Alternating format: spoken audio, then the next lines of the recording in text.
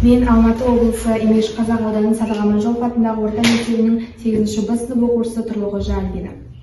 Менің бастамам, менің отаным жобасы аясында 100 жаңа есім тақырыбында менің жерлесім біртуар тұлға Болат Үсенбаевты ұсынамын.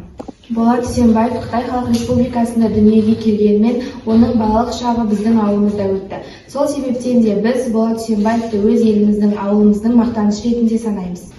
Ақынның өлең шығармаларын, жыр жауһарларын біз бастауыш сыныптан қазіргі күнге дейін жаттап, танысып келеміз.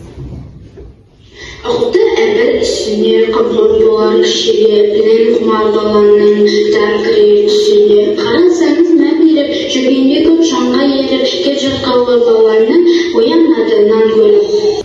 Және ақынның бала күнгі досын тауып, және сол кісіден сұхбат алдық.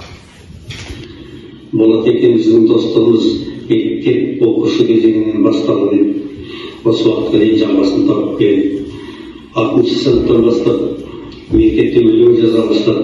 Ылғи Қарағанға газетінде жиі жарияланушы еді. Бала болып топ теуіп өсіп, Болат ылғи орындықта отырып, кітап оқып отырушы еді.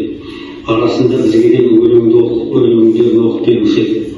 Кейін де азамат болып ержеткеннен кейін Болаттың осы ауыл азаматтары жайында, ауыл табиғаты жайында өлеңдері көп болды. Біз ауылдан шыққан ақынымыз деп Болатпен мақтанамыз.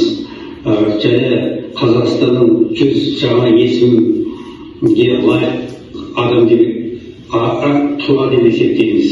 Дарынды ақынның тәуелсіздік дегенмен таңғышық атты кітаптары қазіргі кезде балаларға жақсы ой салып, тәлім тәрбие береді.